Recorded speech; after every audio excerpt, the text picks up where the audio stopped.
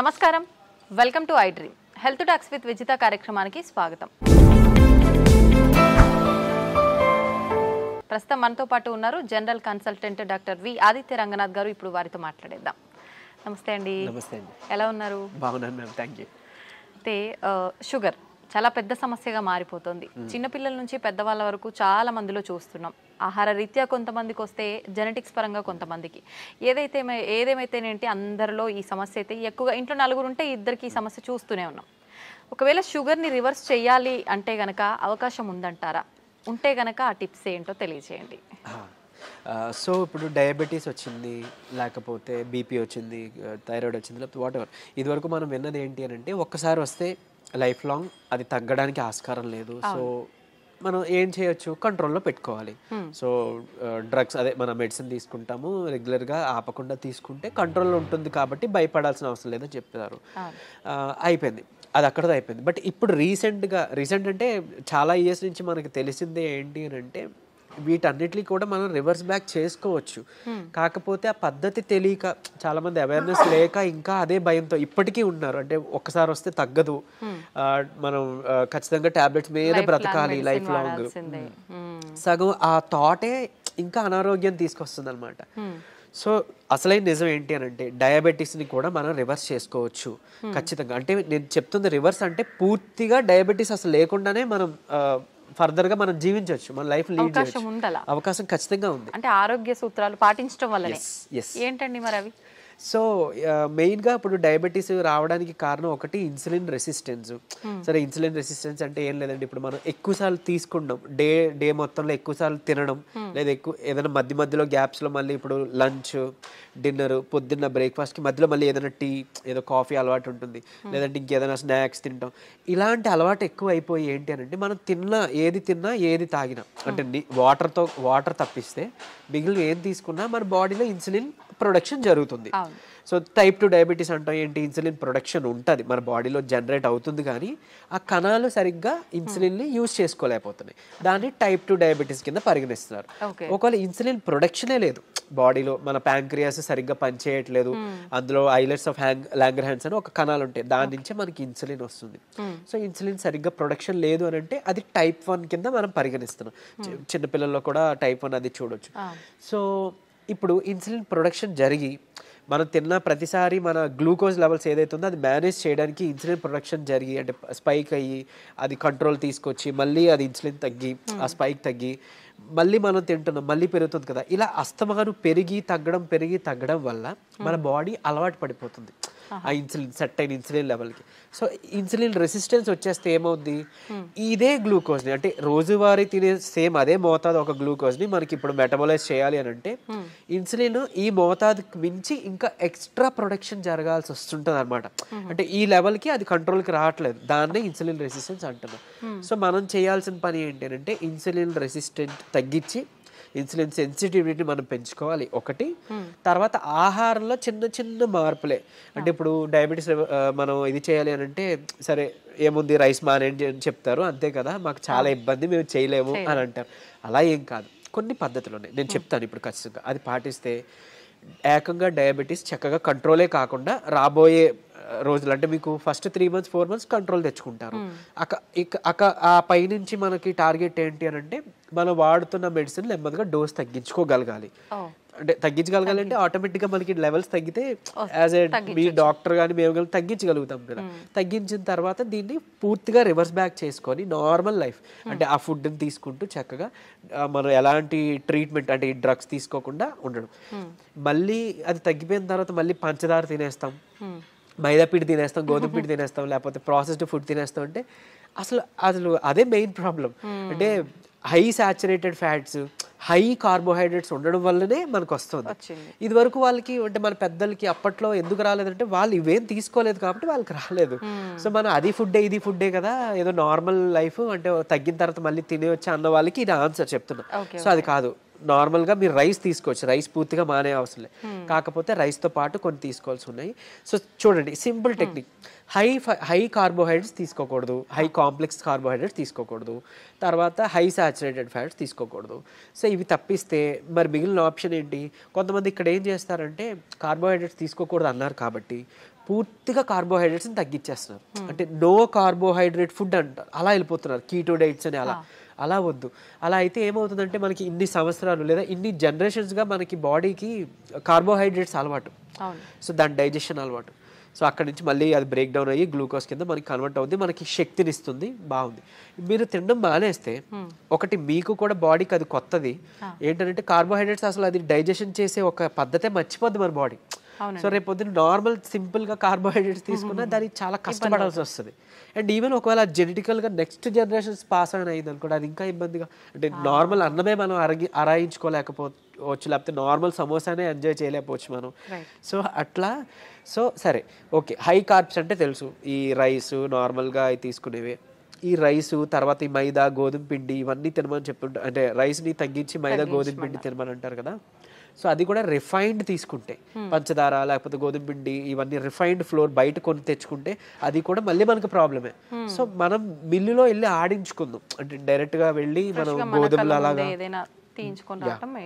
గోధుమలు, దానికి జొన్నలు యాడ్ చేయొచ్చు, రాగులు యాడ్ చేయొచ్చు, సోళ్ళు అంటాం కదా, సో అలా రాగి మాల్ట్లో తీసుకునే రాగులు అవన్నీ యాడ్ చేసి దాంతో మనం రొట్టిలానో లేకపోతే మిల్లెట్స్ ఏమైనా దానికి యాడ్ చేసి, కినోవా అని ఇప్పుడు వస్తుంది, సరే అంత అఫోర్డ్ చేయలేదు అన్న వాళ్ళకి పోనీ మనకి ఏమంటారు సామెలు, అరికిలు, గంటలు అలాంటివన్నీ తక్కువ రేట్కే వస్తుంటాయి కదా, అలాంటివి ఇంక్లూడ్ చేసుకోవచ్చు. పూర్తిగా రైస్ మానేమని నేను చెప్పట్లేదు, రైస్తో పాటు ఇది తీసుకోండి.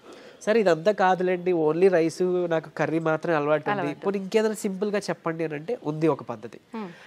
మనకి ఇప్పుడు ఇన్సులిన్ రెసిస్టెన్స్ అని మాట్లాడుకున్నామే, HbA1c మీ అందరికీ తెలుసు, 3 నెలల యావరేజ్ తీస్తే మనకి ఎంత ఉంది అనే దాని మీద మన డయాబెటీస్ ఉందా లేదా, కంట్రోల్లో ఉందా లేదా అని తెలుస్తుంది. సో దాన్ని మనం కంట్రోల్ పెట్టడానికే కదా ఇప్పుడు అన్నీ చెప్తున్నాం. మన ఇన్సులిన్ వాడాలన్నా లేకపోతే ఈ మెట్ఫార్మిన్ మన డయాబెటీస్ డ్రగ్స్ వాడాలంటే కూడా మనకు అలానే దేవుడు కూడా ఇచ్చిన ఆహారంలో ఈ పని చేసే ఉన్నాయి. ఏంటి అని అంటే ఒకటి కీరా దోసకాయలు, తర్వాత పంకిన్ సీడ్స్ గుమ్మడి గింజలు, తర్వాత పాలకూర. వీటిలో ఏంటంటే పాలకూరలో తర్వాత పంకిన్ సీడ్స్లో వైటమిన్ ఈ ఉంటుంది, అది మీ HbA1cని చక్కగా కంట్రోల్ తీసుకొస్తుంది. అండ్ ఇప్పుడు చెప్పిన ఆహార పదార్థాల్లో మీకు ఇన్సులిన్ రెసిస్టెన్స్ని తగ్గించి సెన్సిటివిటీని పెంచే ఉంటాయి. సో ఇప్పుడు సరే కొంత లిస్ట్ చెప్తాను చూడండి. మష్రూమ్స్ బాగా అదే మన ఉడకబెట్టిన గుడ్లు ఫుల్గా విత్ సొనతో పాటు తీసుకోవాలి, అది కొలెస్ట్రాల్ కాదు, మంచి కొలెస్ట్రాల్ తీసుకోండి. సో తర్వాత నెయ్యి, తర్వాత మన కీరా దోసకాయలు, తర్వాత ఓట్స్, గ్రీన్ పీస్ అదే మన పచ్చి బఠానీలు, తర్వాత రాజ్మా, కిడ్నీ బీన్స్ అంటాం రాజ్మా, అలానే మిగిలిన బీన్స్ కూడా చక్కగా మిగిలిన రకాల బీన్స్, చిక్కుళ్ళు బీన్స్ ఇట్లాంటివన్నీ తీసుకుంటే కనుక ఇవన్నీ కూడా మీ ఇన్సులిన్ రెసిస్టెన్స్ని తగ్గించినవే. సో మీ ఇష్టం, గుడ్లు పోనీ ఆమ్లెట్ రూపంలో తీసుకోండి, నిద్రకి పనికి వస్తుంది ఆమ్లెట్, ప్లస్ దీనికి కూడా హెల్ప్ అవుతుంది. సో ఈ ఫుడ్ని మీరు కంపల్సరీగా క్యాబేజీ, కాలీఫ్లవరు, సో బ్రాకోలీ కానీ ఇలాంటి ఇవన్నీ కూడా మీ ఫుడ్ డైలీ ఫుడ్లో ఏదో ఒక రూపంలో ఇంక్లూడ్ చేసుకోండి. ఏదో ఒక్క పదార్థమైనా అట్లీస్ట్ కర్రీ, మనం అది వదిలేసి మిగిలినవేమో తీసుకున్నామంటే మళ్ళీ కంట్రోల్కి రాదు. మీ అందరికీ తెలిసిందే, చాలామంది ఎక్కువ పాలకూర కూడా తినరు. సో అట్లా, లేదంటే మునగాకు ఉంది, సో మునగాకును కూడా మీరు పౌడర్ రూపంలో చేసుకోవచ్చు, ఎండబెట్టేసి చక్కగా పౌడర్ చేసుకొని ఒక చెంచా యాడ్ చేసుకోండి ఒక ముద్దకి, అన్నంతో పాటు రైస్తో తీసుకోవచ్చు, హాట్ వాటర్లో కూడా తీసుకోవచ్చు, మజ్జిగలో కలిపి తీసుకోవచ్చు. ఇది ఒక మనిషికి డైలీ లిమిట్ ఒక చెంచా. సో అట్లా అని ఇప్పుడు ఏం చేస్తారంటే కొంతమంది ఏదైనా రసం, చారు దాంట్లో కలిపేస్తారు, బట్ అది కలిపేస్తే అంటే ఇంట్లో 3 members 4 members ఉంటే అందులో ఎవరికి ఎంత వెళ్ళేది తెలియదు కదా. సో డైరెక్ట్గా మీరు కలుపుకోవడం బెటర్, ఏదర్ వాటర్లోనో మజ్జిగలోనో లేదా మీ అన్నం గిన్నెలోనో. ఇంకోటి అన్నము, ఇప్పుడు అలానే అదే అన్నము కూర తినే ముందుగా 1 కప్పు కీరా దోసకాయ తీసుకోండి, లేదా బీన్స్, మొలకలు తీసుకోండి చక్కగా, ఇవన్నీ మీకు హెల్ప్ అవుతుంది. లేదంటే మన దాలిమ్మ గింజలు 1 కప్ పెట్టుకోవచ్చు, పెట్టి ముందు అది తిని తర్వాత అన్నము కూర మనం తీసుకుందాం.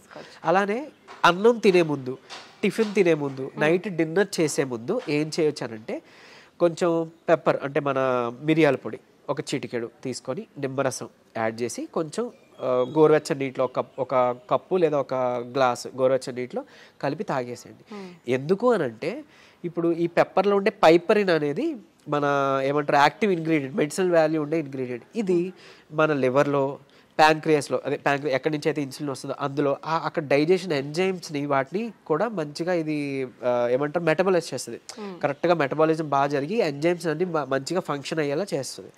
సో తర్వాత ఇంకొకటి మోర్ ఓవర్ ఈ ఏవైతే కాంప్లెక్స్ కార్బోహైడ్రేట్స్, మన హై కార్బ్స్ అన్నాం కదా, దాన్ని బాగా కరెక్ట్గా డైజెషన్ జరిగేలాగా మెటబాలైజ్ అయ్యేలాగా ఇది హెల్ప్ చేస్తుంది.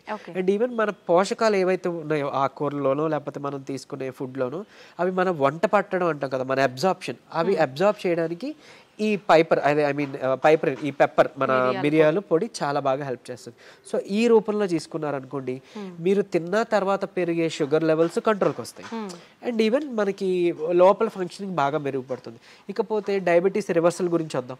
సో నేను ఇప్పుడు చెప్పింది 3 to 4 months చేస్తే ఖచ్చితంగా మీ షుగర్ లెవెల్స్లో చాలా వరకు మీకు తగ్గడం మీరే గమనించుకుంటారు. మీరు ఇంత అద్భుతంగా పనిచేస్తుందా అని అంటారు. ఎందుకనంటే చాలా మందికి ఒకటి ఉండిపోయింది సైకలాజికల్గా, అంటే drugs, like what ever medicine మాత్రమే మెడిసిన్, ఫుడ్ అంటే జస్ట్ ఆహారం మాత్రమే. అసలు కాదు. మీకు గుర్తుండుంటే ఎప్పుడైనా మీ నాన్నమ్మలు అమ్మమ్మలు మీకు ఎప్పుడైనా పొట్టనొప్పి వచ్చింది అని అంటే ఏదైనా వాము కొంచెం సాల్ట్ కలిపిస్తే వెంటనే తగ్గడం మనం గమనించి ఉంటాం. లేదంటే మెంతులు మింగేసి తాగేయండి వాటర్ అంటాం. అవన్నీ ఎందుకు పనిచేస్తున్నాయి? ఇప్పుడు యాంటాసిడ్స్ ఏవో వెళ్ళి పరగడుపున మాత్రలు మనం పైకి వెళ్ళి తెచ్చుకొని వేసుకుంటున్నాం. అవేం అవసరం లేకుండా వాళ్ళు బతికారు కదా. ఎలా బతికారు? ఇలానే. ఇవన్నీ ఫుడ్డే మెడిసిన్. ఎగ్జాక్ట్లీ. మనకి ఏదైనా అనారోగ్యం వస్తుంటే మెడికల్ షాప్ కి మనం బయటకు వెళ్ళవద్దు, మన కిచెన్ లోకి వెళ్ళాలన్నమాట. యాక్చువల్గా పోపుల డబ్బాలే మనకి డ్రగ్ ఇది అన్నట్లు, స్టోర్ అన్నట్టు. సో ఖచ్చితంగా ఇది వర్క్ అవుతుంది. అండ్ మోర్ ఓవర్ అంటే ఇప్పుడు మన బెర్రీస్ నుంచి ప్లాంట్స్ నుంచి ఎక్స్ట్రాక్ట్ చేసిన బెర్బరిన్ అనేది ఒక సప్లిమెంట్ ఉంటుంది ఆబ్వియస్లీ.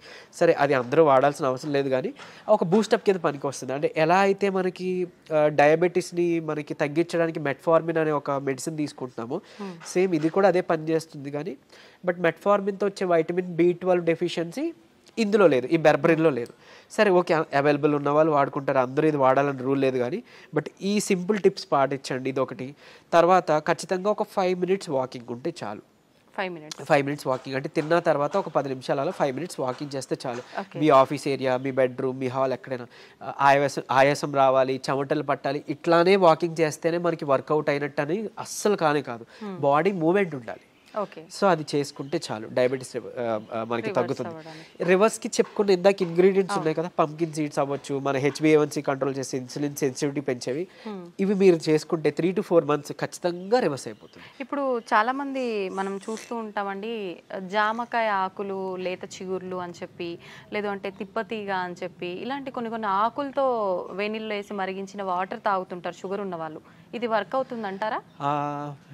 యాక్చువల్గా ఇప్పుడు జామాకులు ఉన్నాయి కదా, లేత తీసుకొని ఒక 4 ఆకులు మనం వేడి నీటిలో వేసి మరిగించి కషాయంలా తీసుకొని ఉదయం సాయంత్రం లేదా ఒక పూట అట్లీస్ట్ పరగడుపునైనా కానీ తాగితే కనుక అమోఘంగా ఆ రోజే పెరిగిన షుగర్ లెవెల్స్ తగ్గిపోయాయి. సో నేను ప్రీవియస్ వీడియోలో జామాకులు కషాయం గురించి చెప్పినప్పుడు చాలా మంది ఫోన్ చేసి అంటే ట్రై చేసి చక్కగా ఫస్ట్ నమ్మారు, ట్రై చేశారు. చేసి ఒక 2 daysలో వాళ్ళు ఫోన్ చేసి, సార్ అంటే మాకు 1 day 2 dayలోనే ఇంత బాగా పనిచేస్తుంది, కంటిన్యూ చేయొచ్చు అంటారా, ఎక్కువ కాలం అన్నారు. బేసిక్గా చేయొచ్చండి, చేసుకోండి అని చెప్పారు. సో ఈవెన్ అది వాళ్ళకి ఏంటంటే డయాబెటీస్ ఎక్కువ, షుగర్ లెవెల్స్ ఎక్కువ ఉండడం వల్ల కొంతమందికి నిస్సత్తువ, నీరసంగా ఉంటుంది కదా, దాన్ని కూడా ఇది మనకి జామాకులు బాగా హెల్ప్ అవుతుంది. జామకాయ తినొచ్చు, బొప్పాయి తినొచ్చు, అట్లనే జామాకులు కషాయం బాగా హెల్ప్ అవుతుంది, తీసుకోవచ్చు. తిప్పతీగ కూడా తీసుకోవచ్చు. బట్ తిప్పతీగ చాలా మంది తెలియక కోవిడ్ టైంలో అంటే ఇప్పుడు వైరస్ నుంచి బయటపడాలని తెలియక చాలా మంది ఓవర్ డోసెస్లో తీసుకుని వితిన్ 15 daysలో వాళ్ళ లివర్ మొత్తం డ్యామేజ్ అయ్యి ఎమర్జెన్సీ వార్డులో అడ్మిట్ అవ్వడం, చనిపోవడం జరిగింది. కానీ నేను ఇక్కడ చెప్పే ఒక ముక్క, తిప్పతీగ ప్రాబ్లం కాదు, ఓవర్ డోస్ ప్రాబ్లం. కాబట్టి తిప్పతీగని మనం ఇప్పుడు ఒకవేళ ఒక లైక్ 1 inch తీసుకున్నాం అనుకోండి, ఆ రూట్ ఏదైతే ఉందో దాన్ని బాగా బాయిల్ చేసి మనం దాన్ని తాగొచ్చు. దాంట్లో కొంచెం ఉసిరి పొడి యాడ్ చేయొచ్చు, లేదంటే మునగాకు యాడ్ చేసుకోవచ్చు 1/2 spoon అట్లా. ఇలాగా మనం తీసుకున్నాం అనుకోండి మనకి మంచిగా బెనిఫిటే. ఇప్పుడు అలాగని ఏంటి ఫ్లాక్ సీడ్స్ ఉన్నాయి, అవిసె గింజలు ఉన్నాయి. అవిసె గింజలు మనకి కొలెస్ట్రాల్ తగ్గిస్తుంటుంది, డయాబెటీస్ని రివర్స్ చేస్తుంది బాగా. అంటే ఒక 2 చెంచాలు మనం పౌడర్ లాగా తయారు చేసుకొని మనం ఫ్లాక్ సీడ్స్ తీసుకుంటే, ఇదే ఫ్లాక్ సీడ్స్ గురించి ఒక పేపర్లో ఒక ఆర్టికల్ వచ్చింది. ఏంటి, ఫ్లాక్ సీడ్స్ తీసుకోకూడదు, లివర్కి మంచిది కాదు, లేకపోతే ఇంకోటి ఏదో అని. కరెక్టే, ఏదైనా అతిగా తీసుకుంటే మనకి ఫుడ్ అయినా ఆబ్వియస్లీ కదా. సో అంతే, అది పట్టుకొని ఉండొద్దు. అరే ఇప్పుడు తిప్పతీగ ఏదో ప్రాబ్లం, సరే తిప్పతీగ పక్కన పెడితే అట్లీస్ట్ ఫ్లాక్ సీడ్స్, ఉసిరికాయ ఫ్లాక్ సీడ్స్, లేకపోతే మన పెప్పర్, సో ఇట్లాంటివి ఉన్నాయి కదా, వీటి వల్ల ఏం చేయటం జరగదు, డామ్ షూర్ మంచిదే. సో లిమిట్లో తీసుకోండి. ఇంకోటి ఫ్లాక్ సీడ్స్ గురించి ఇప్పుడు మాట్లాడుకున్నాం కాబట్టి చాలా మంది తెలియక దాన్ని పౌడర్ చేసి స్టోర్ చేసుకుంటున్నారు. వద్దు, అది ఏంటి అంటే ఆక్సిజన్కి సెన్సిటివ్ అనమాట, ఎయిర్ సెన్సిటివ్ యాక్చువల్గా. దీన్ని మనం ఎంత ఎయిర్ టైట్ దీంట్లో స్టోర్ చేసుకున్నా, ఎంత అమోఘంగా పనిచేస్తుందో ఇది అంత చేడ్ చేస్తుంది స్టోర్ చేస్తే, ఆక్సిడైజ్డ్ అయిపోతే మనం ఎంత ఇది చేసినా అది అయిపోతుంది. సో ఫ్రెష్గా తయారు చేసుకోండి. ఒక 2 చెంచాలు చిన్న మిక్సీ గిన్నెలో మాత్రం అవుతుంది, పెద్ద మిక్సీ గిన్నెలో అవ్వదు. సో చేసుకొని మీరు బటర్ మిల్క్లో మిక్స్ చేసుకోవచ్చు. కొలెస్ట్రాల్ తగ్గుతుంది, డయాబెటీస్ రివర్సల్కి హెల్ప్ అవుతుంది. అండ్ ఈవెన్ మనకి బయట బనానా ఫ్లోర్ అని దొరుకుతుంది, అరటి దీని నుంచి తీసిన పిండి. సో అది ఆన్లైన్లో వాటిలో అవైలబుల్, దాన్ని తెచ్చుకోండి. ఒక చెంచా చక్కగా బటర్ మిల్క్ దీంట్లో మిక్స్ చేసుకోండి. ఈ ఫ్లాక్ సీడ్స్ని మిక్సీలో పౌడర్ చేసుకోండి, పరగడుపునే తాగండి. మీకు డయాబెటీస్ని రివర్స్ చేయడానికి హెల్ప్ అవుతుంది. ఎందుకు అంటే రెసిస్టెన్స్ స్టార్చ్ అదన్నీ ఉంటేనే మనకి యూజువలీ చాలా ఇదనమాట. సో డయాబెటీస్ రివర్స్ చేయడంలో ఈ అరటి ఫ్లోర్ ఏదైతే ఉందో అమోఘంగా పనిచేస్తుంది. ఒక్క చెంచా చాలు, మీరు తినే దాంట్లో ఎందులో కలుపుకోవచ్చు. ఈవెన్ ఏమంటారు, మీరు తినే ఏదైనా అట్టు రొట్టెలో వేసుకోండి, లేదంటే ఇలా బటర్ మిల్క్లో మిక్స్ చేసుకోండి. ఇది ఖచ్చితంగా మీ డయాబెటీస్ రివర్సల్కి హెల్ప్ అవుతుంది. సో ఎందుకు, ఇన్సులిన్ రెసిస్టెన్స్ మనకి మెయిన్గా రివర్స్ అవుతుంది కదా, అంతే. ఇదే సీక్రెట్ ఫార్ములా, ఇది నమ్మి చేయండి. నిజంగా చెప్తున్నా, మీరు ఇయర్స్ డ్రగ్స్ అది వాడాల్సిన అవసరం లేదు. అండ్ ప్రీవియస్గా ఒక వీడియోలో నేను చెప్పాను, లైక్ పరగడుపున ఒక చెంచా కలబంద గుజ్జు తీసుకోండి అని. అది నేను ఎక్కడో మెడికల్ క్యాంప్కి వెళ్ళినప్పుడు ఒక ఆవిడ నా వీడియో చూసారంట, ఆవిడ కంట్రోల్ అయింది. సో మీరు ఇదివరకు వాడేవారు కదండి ట్యాబ్లెట్, ఈ నెల చాలా వరకు తగ్గింది. ఏం చేశారంటే, మీ వీడియో చూసాను సార్, యాక్చువల్గా కలబంద గుజ్జు చెప్పారు, పరగడుపును తీసుకోవడం మొదలు పెట్టాను, నాకు ట్యాబ్లెట్ తగ్గిపోయింది, సగానికి సగం డోస్ తగ్గిపోయింది. And with in next 2nd or 3rd monthలో ఆవిడకి పూర్తిగా నేను ఆపేశాను, ట్యాబ్లెట్ తీసుకోవాల్సిన అవసరం లేదు, ఆవిడకి డౌన్ అయిపోతుంది. సో అంత బాగా పనిచేస్తాయి మనకి దేవుడు ఇచ్చిన ఇవన్నీ మెడిసిన్సే. సో ఇందులో చెప్పింది ఏదైనా వాడుకోండి, మీకు ఏం పని చేసిందో కమెంట్లో చెప్పండి. సో మిగిలిన వాళ్ళకి ఇన్స్పైరింగ్గా ఉంటుంది. అండ్ ఏది పని చేయలేదో లైక్ నాకు తెలిసినప్పుడు నేను సజెస్ట్ చేయగలుగుతాను మీకు ఆల్టర్నేట్గా. ఓకే, థ్యాంక్ యూ అండి, నిజంగా చాలా యూస్ఫుల్ టిప్స్ అనేది తెలియజేయడం జరిగింది. నమస్తే.